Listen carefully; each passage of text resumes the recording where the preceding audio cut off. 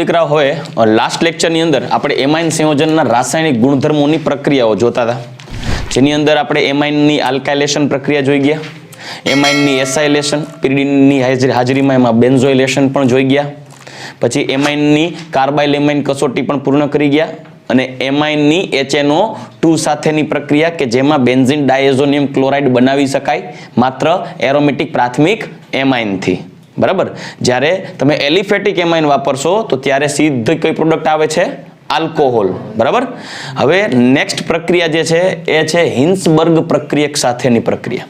દીકરાઓ, આ પ્રક્રિયા એ પ્રાથમિક, દ્વિતીયક અને તૃતીયક એમાઇનની અલગીકરણની પ્રક્રિયા પણ છે.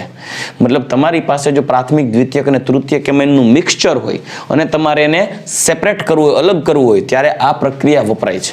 એટલે પહેલા આપણે કામ કરીએ, આ પ્રક્રિયામાં હિન્સબર્ગ પ્રક્રિયક કોણ છે એ જોઈએ, એની સાથેની પ્રક્રિયા જોઈએ, પછી અલગીકરણનો કોન્સેપ્ટ અલગથી જોશું.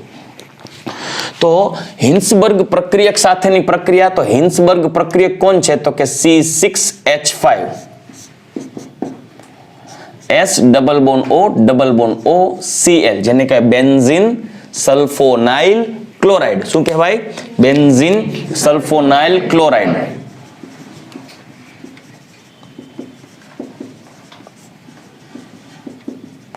આ બેન્ઝીન સલ્ફોનાઇલ ક્લોરાઇડ, જેને હિન્સબર્ગ પ્રક્રિયક તરીકે ઓળખવામાં આવે છે.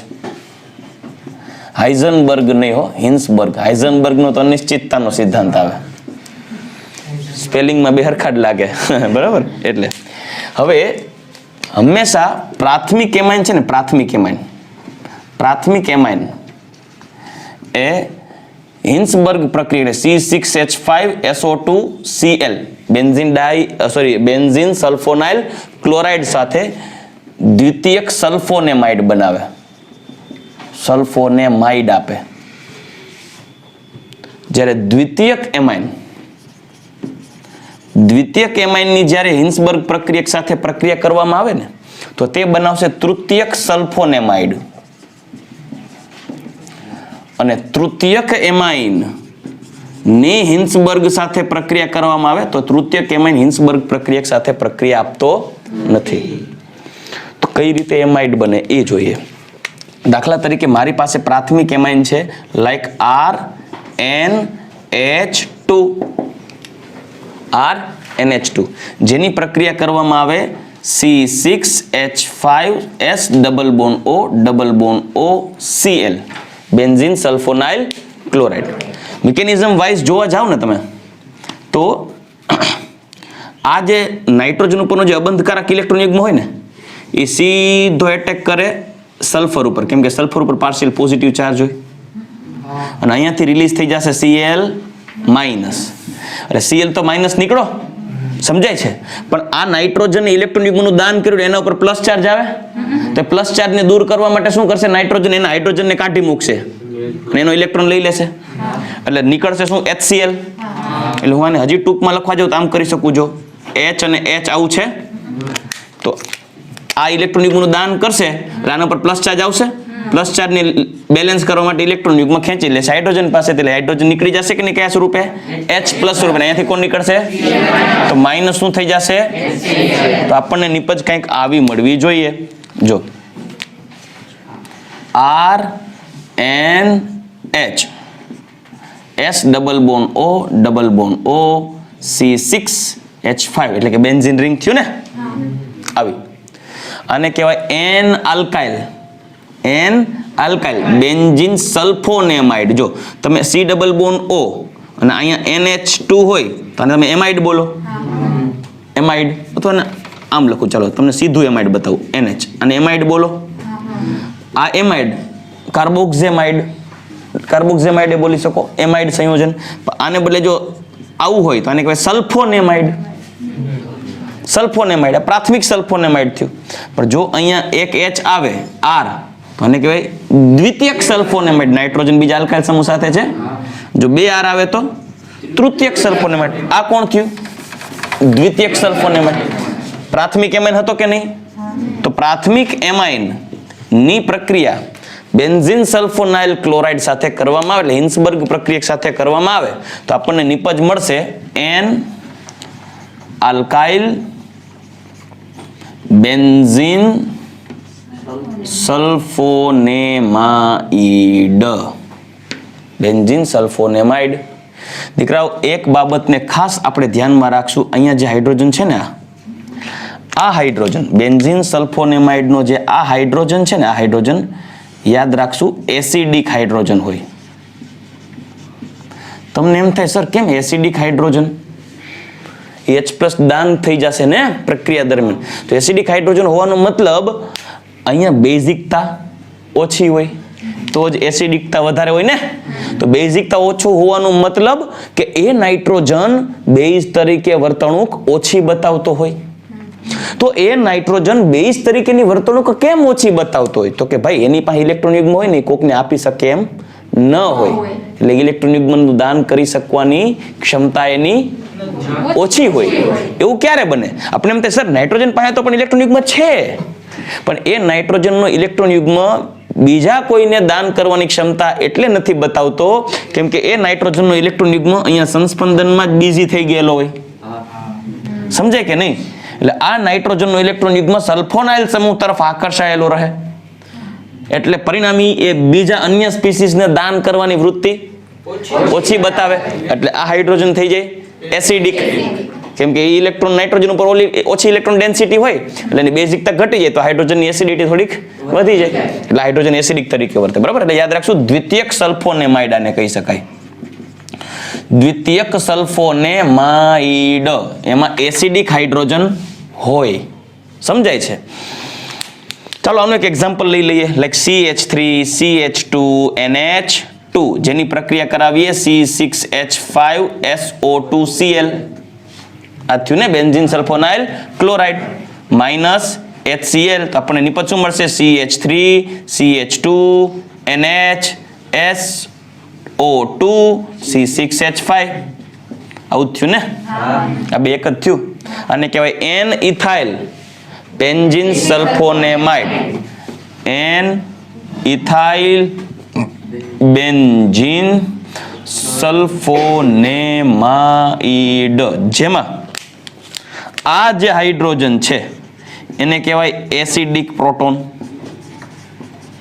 સમજાઈ ગયું? આની જેમ તમને એમ થાય સર આ એસિડિક પ્રોટોન હું કામ એને બતાવ્યા કરો છો? મારે અલગીકરણની ઘટનામાં ઉપયોગ કરવો છે એટલે. કેમ કે આના પછી આપણે પોઈન્ટ લેવો છે કે અલગીકરણ કેમ થાય તો સમજાવવા માટે. તો આ તો આપણે એક્ઝામ્પલ જોઈ ગયા પ્રાથમિક એમાઇન માટે. હવે આપણે મુદ્દો ડિસ્કસ કરીએ દ્વિતીયક એમાઇન માટે, સેકન્ડરી એમાઇન. દ્વિતીયક એમાઇનની હિન્સબર્ગ પ્રક્રિયા સાથે પ્રક્રિયા કરાવીએ લાઈક RNHR. રેડી? હવે એમાં આપણે ઉમેરો કરીએ C6H5 S double bond O double bond O double bond O Cl એટલે હિન્સબર્ગ પ્રક્રિયા થયો બેન્ઝીન સલ્ફોનાઇલ ક્લોરાઇડ. તો હવે ડાયરેક્ટલી તમને પ્રોડક્ટ બનાવીને જ લખી શકીએ. અહીંયાથી Cl જશે, અહીંયાથી H તો માઇનસ HCl. તો આપણને નિપજ આવી મળશે જો RNR S double bond O C6H5 tertiary sulfonamide એટલે NN di alkyl benzene sulfonamide અથવા તેને કહેવાય ને તૃતીયક સલ્ફોનેમાઇડ. દીકરાઓ તૃતીયક સલ્ફોનેમાઇડમાં એસિડિક પ્રોટોન નથી, નાઇટ્રોજન પર હાઇડ્રોજન જ નથી એટલે મુદ્દો આપણે કહી શકાય કે ભાઈ આમાં એસિડિક પ્રોટોન ગેરહાજર છે. કેમ કે અહીંયા જો તમે આલ્કાઇલ જ છે, નાઇટ્રોજન સાથે કોઈ હાઇડ્રોજન નથી. આનું કોઈ પણ એક એક્ઝામ્પલ બનાવી શકીએ like CH3 NH CH3 dimethyl amine secondary amine થઈ ગયો. એની પ્રક્રિયા કરીએ C6H5 SO2 Cl benzene sulfonyl chloride minus HCl તો નિપજ મળશે CH3 N CH3 અને SO2 C6H5. શું થઈ જશે આનું નામ? NN ડાઇમિથાઇલ બેન્ઝીન સલ્ફોનેમાઇડ, જે ટર્શરી સલ્ફોનેમાઇડ કહી શકાય. તાનો પરથી એક વસ્તુ ક્લિયર થયું સર, પ્રાથમિક એમાઇન હોય તો હિન્સબર્ગ સાથે દ્વિતીયક સલ્ફોનેમાઇડ બનાવે. દ્વિતીયક એમાઇન હોય તો હિન્સબર્ગ સાથે તૃતીયક સલ્ફોનેમાઇડ બનાવે. તૃતીયક એમાઇન હોય તો હવે જોઈએ તૃતીયક એમાઇન. દીકરાઓ, પ્રાથમિક એમાઇન પાસે હાઇડ્રોજન હતો જે Cl સાથે રિલીઝ થયો. દ્વિતીયક એમાઇન પાસે પણ હાઇડ્રોજન હતો જે Cl સાથે રિલીઝ થયો. ટર્શરી એમાઇન RNRR અને વત્તા C6H5SO2Cl પ્રક્રિયા થશે નહીં. કેમ નહીં થાય? આને હાઇડ્રોજન છે જ નહીં, એટલે કહી શકાય કે તૃતીયક એમાઇન, ટર્શરી એમાઇન હિન્સબર્ગ પ્રક્રિયક સાથે પ્રક્રિયા આપતો નથી. આ પ્રક્રિયાનો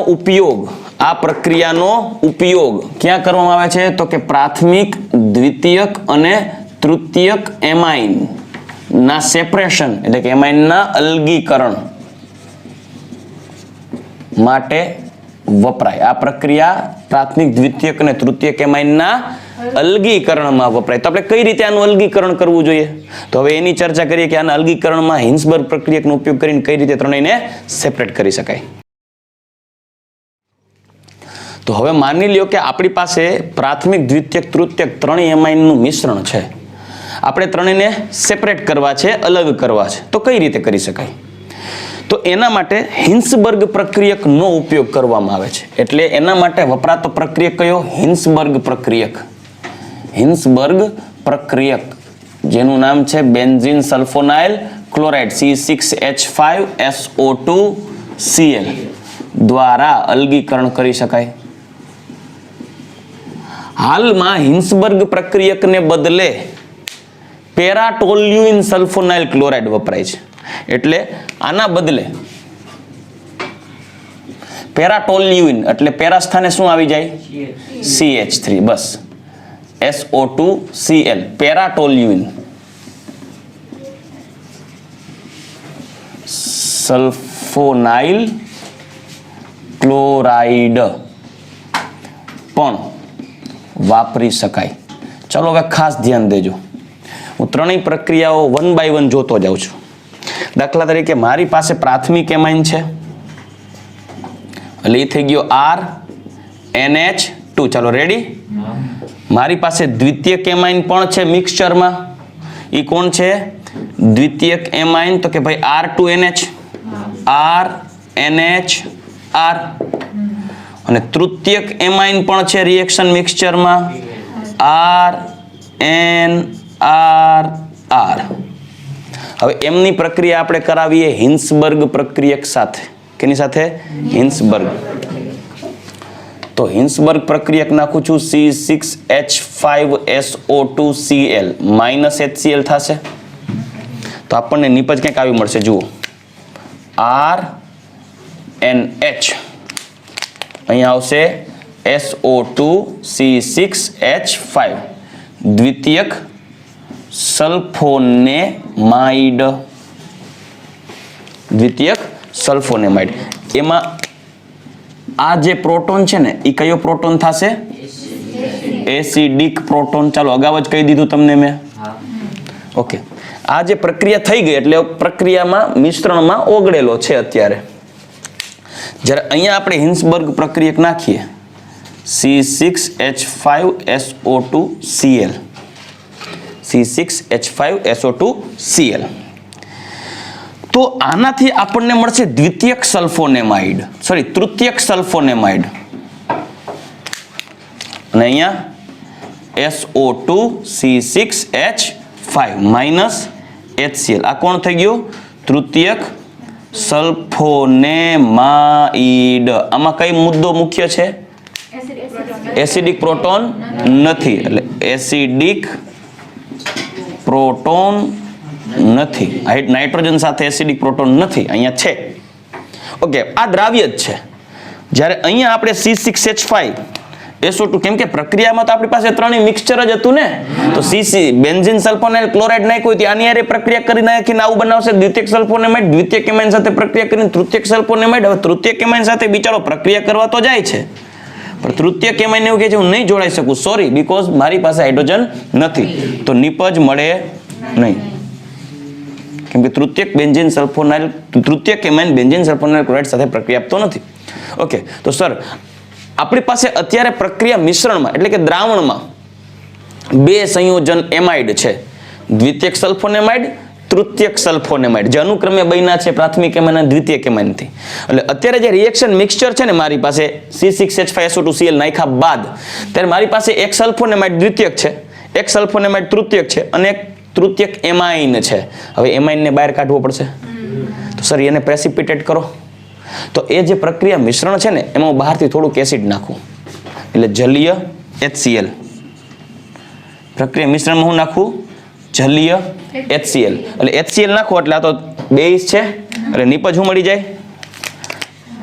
R3NH પ્લસ Cl માઇનસ ચતુર્થક એમોનિયમ ક્લોરાઇડ બને ને, બરાબર? એટલે સોરી, તૃતીયક એમોનિયમ ક્લોરાઇડ બનશે, એટલે એમોનિયમ ક્લોરાઇડ બનશે જે અદ્રાવ્ય સ્વરૂપે બહાર નીકળી જાય. એટલે આપણે આને ટૂંકમાં કહી શકીએ કે આને પ્રેસિપિટેટ કરી નાખ્યું. હવે મારી પાસે આ બે સંયોજન રહ્યા.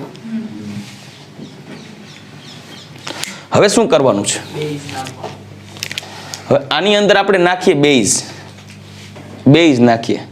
તો બેઝ નાખશું ને તો આ ટૂંકમાં જે પ્રક્રિયા મિશ્રણમાં બેઝ નાખશું તો હવે આની પ્રક્રિયા કરાવીએ KOH સાથે,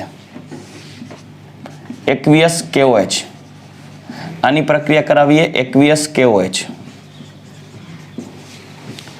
તો આમાં એસિડિક પ્રોટોન છે એટલે આપણને આવું મળશે. જો RN H નીકળશે ને એટલે અહીંયા આવશે માઇનસ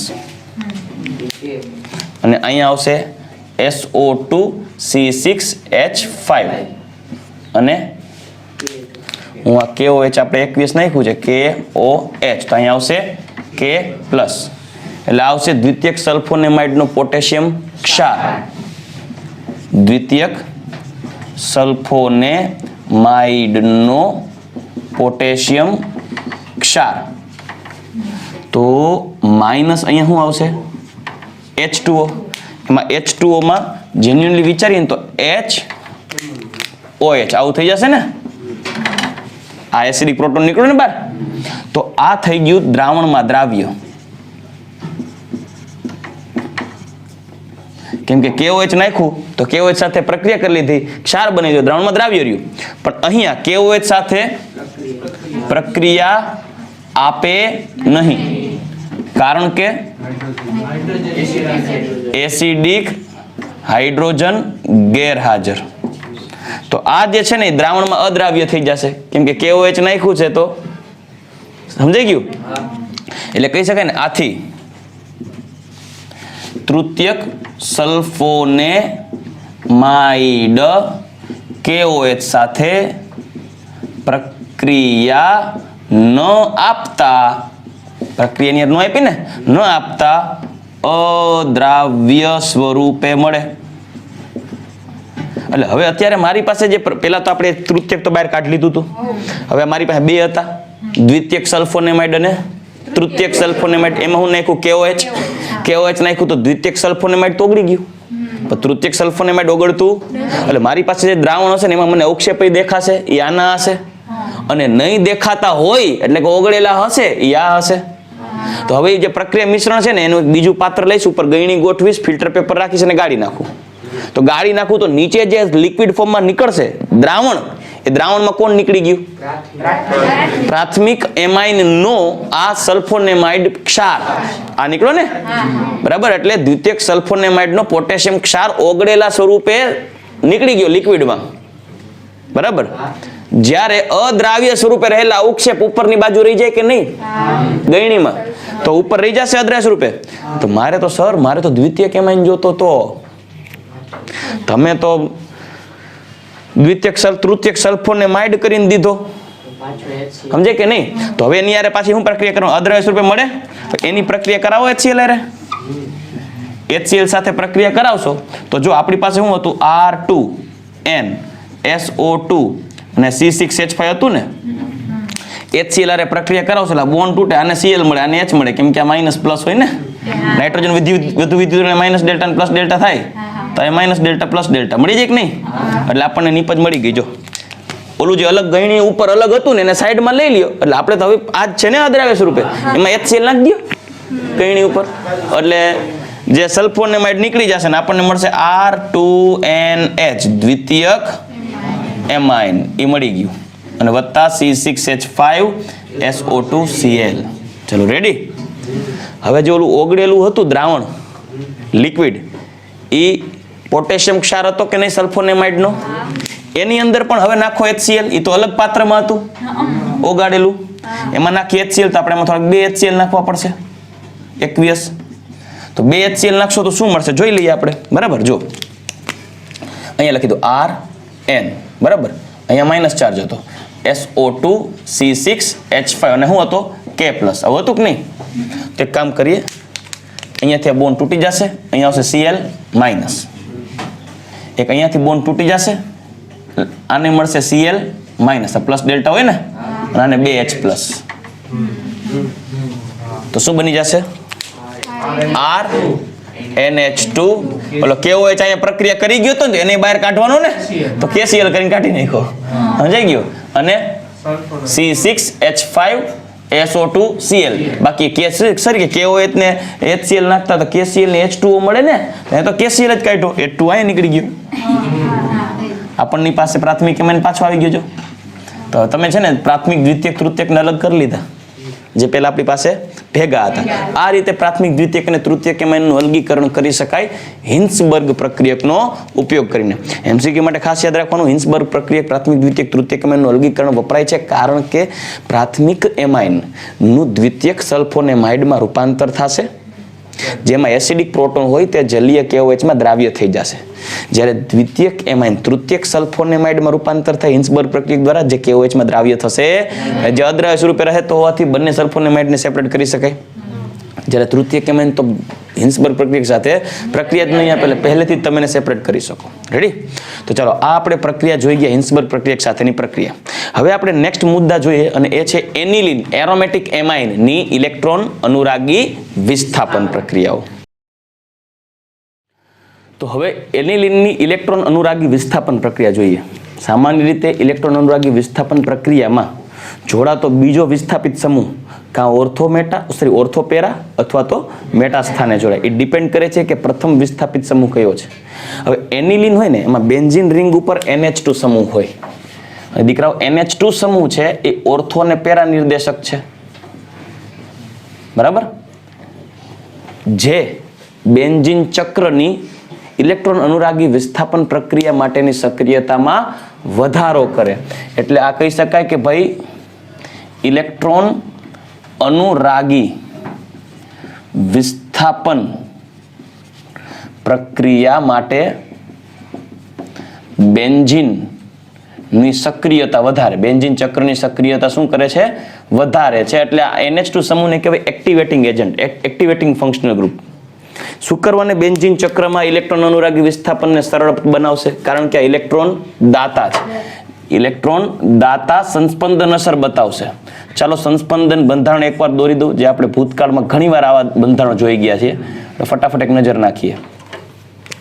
NH2 સમૂહ છે ઇલેક્ટ્રોન યુગ્મનું કાર્બન તરફ દાન કરશે, કાર્બોનિલ કહેવાય કે બેન્ઝીનના કાર્બન તરફ દાન કરશે. એટલે અહીંયા પાઈ બોન્ડ રચાશે, કેમ કે સંસ્પંદન થવા માટે કોન્જ્યુગેટેડ સિસ્ટમ હોવી જોઈએ. તો અહીંયા ડબલ લોન પેર સિગ્મા પાઈ છે કોન્જ્યુગેટેડ સિસ્ટમ, બરાબર.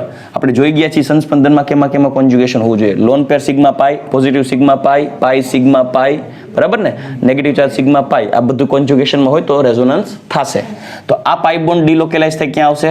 ઓર્થો સ્થાન. એટલે ઓર્થો સ્થાન ઉપર ઇલેક્ટ્રોનની ઘનતામાં વધારો થાય. અહીંયા ડબલ બોન્ડ આવી ગયું NH2+, જ્યારે અહીંયા આ પાઈ ઇલેક્ટ્રોન આવશે એટલે અહીંયા કયો ચાર્જ આવી ગયો? Minus charge. ચલો હવે શું થશે? રેઝોનન્સ આગળ વધશે. પાઈ ઇલેક્ટ્રોન બાજુના કાર્બન ઉપર ડિલોકેલાઇઝ થઈ નવો પાઈ બોન્ડ બનાવશે, જ્યારે આ પાઈ બોન્ડ તૂટી અને પેરા સ્થાને નેગેટિવ ચાર્જ ડેવલપ કરશે.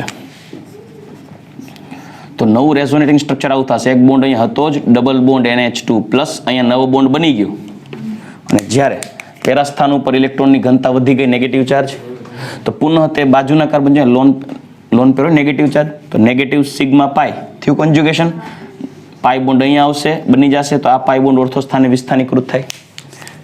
તો રિઝલ્ટિંગ સ્ટ્રક્ચર આવું બનશે, ડબલ બોન્ડ NH2 પ્લસ. એક બોન્ડ અહીંયા નવો બન્યો તો અહીંયા બની ગયો, અહીંયા આવ્યો નેગેટિવ ચાર્જ. રેડી? તો વળી પાછું શું થશે? અહીંયા પાઈ બોન્ડ બનશે, જ્યારે આ પાઈ બોન્ડ છે શિફ્ટ થશે નાઇટ્રોજન ઉપર, એટલે નાઇટ્રોજનનું પરિણામી પાંચમું સંસ્પંદન બંધારણ તમે જોશો તો બેન્ઝીનમાં રહેલા પાઈ બોન્ડ નું લોકેશન બદલી ગયું. એમાં આજે મધ્યસ્થી 3 સંસ્પંદન બંધારણ જોઈએ. મધ્યસ્થી 3 સંસ્પંદન બંધારણ, double bond NH2 plus, negative charge અહીંયા 2 ઓર્થો અને પેરા સ્થાને મળે, એટલે E પ્લસ છે એ સરળતાથી શું કરશે? ઇલેક્ટ્રોફાઇલ હોય E પ્લસ, ઇલેક્ટ્રોન અનુરાગી પ્રક્રિયક, સરળતાથી ઓર્થો અને પેરા સ્થાને જોડાઈ શકે કે નહીં? એટલે સક્રિય બને ને ઇલેક્ટ્રોન અનુરાગી પ્રત્યે.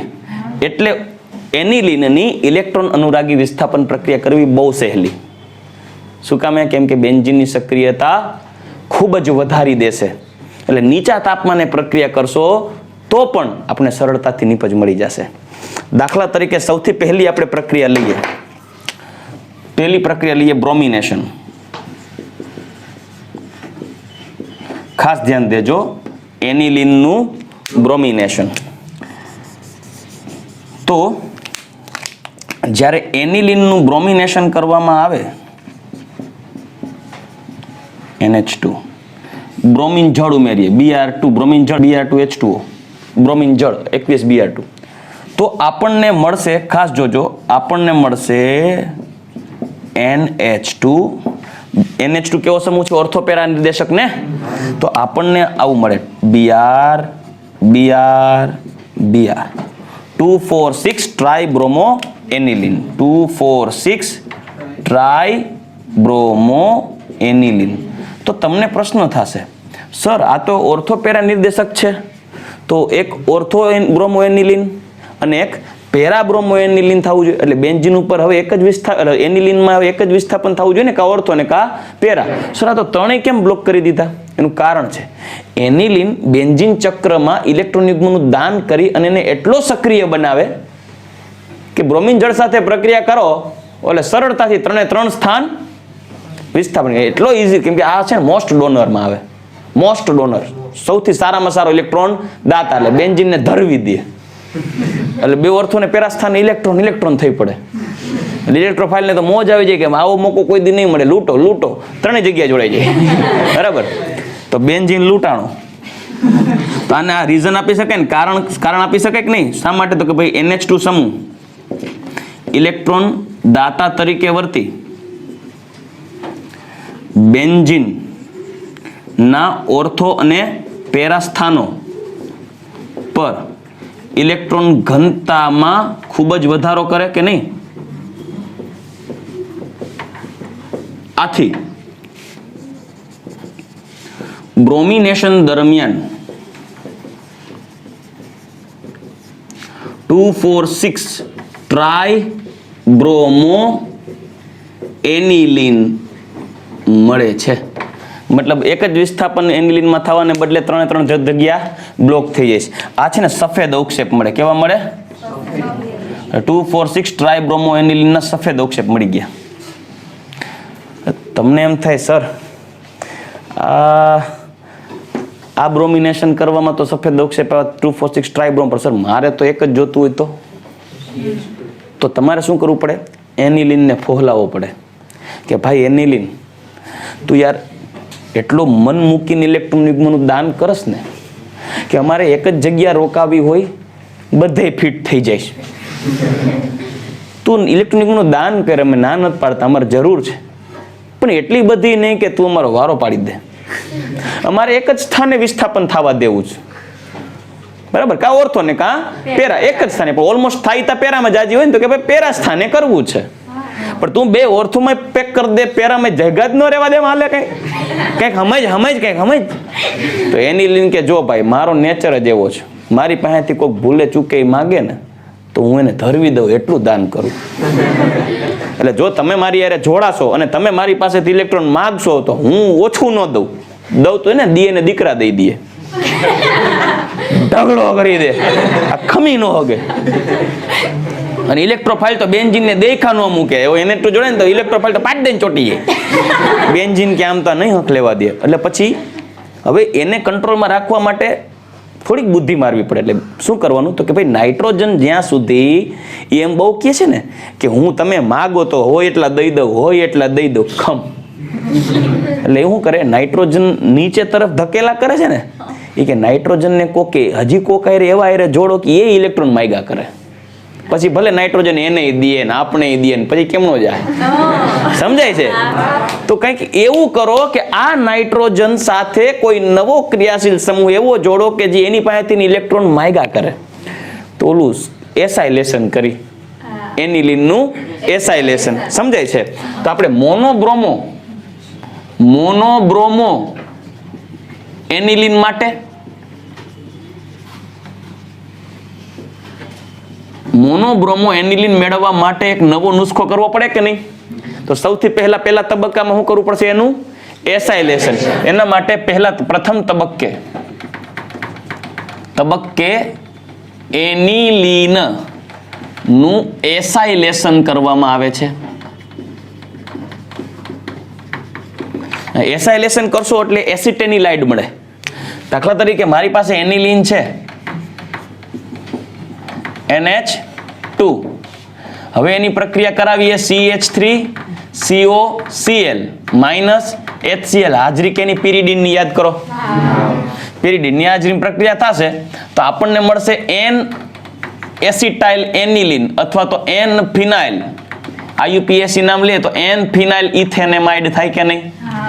N ફિનાઇલ ઇથેનેમાઇડ. આનું નામ થશે એસિટેનિલાઇડ. થાય કે નહીં? હવે આ નાઇટ્રોજનનો જે ઇલેક્ટ્રોન યુગ્મ છે ને એ આ કાર્બોનિલ કાર્બન તરફ આકર્ષાયેલો રહે. કઈ રીતે? તો જો અહીંયા લખી દઉં. જો NH અબંધકારક ઇલેક્ટ્રોન યુગ્મ, C ડબલ બોન્ડ O, અહીંયા CH3 છે તો અહીંયા પાર્શિયલ પોઝિટિવિટી હોય, પાર્શિયલ નેગેટિવિટી હોય એટલે આ ઇલેક્ટ્રોન યુગ્મ અહીંયા ખેંચાય તો આ અહીંયા આવી જશે. એટલે આપણને રેઝોનન્સ થી કંઈક આવું સ્ટ્રક્ચર મળશે. NH ડબલ બોન્ડ C, અહીંયા O માઇનસ CH3 થાય કે નહીં? અને અહીંયા કયો ચાર્જ આવશે? પ્લસ. તો વળી આ નીચે આવશે એટલે સંસ્પંદન થાય. એટલે નાઇટ્રોજનનો ઇલેક્ટ્રોન યુગ્મ તો આ કાર્બોનિલ બાજુ ઢેળાઈ ગયો ને. હવે આ જે એસિટેનિલાઇડ છે ને દ્વિતીય તબક્કો એટલે સ્ટેપ 2. આ સ્ટેપ 1 હતું ને, હવે સ્ટેપ 2 માં બ્રોમિનેશન કરીએ. એટલે સ્ટેપ 2 માં આપણે ઉમેરશું Br2 in presence of acetic acid Ca3COOH. તમને એમ થાય સર FeBr3 નાખતા ને આપણે તો યાદ આવે છે, પણ આમાં તો જ FeBr3 એટલે નાખવાની જરૂર નથી કે એના કરતા નિર્બળ એસિડ નાખવાથી બ્રોમિનેશન થઈ જશે. કેમ કે ઇલેક્ટ્રોન યુગ્મનું દાન બેન્ઝીનમાં થાય છે એટલે સક્રિય બન્યો હતો ને.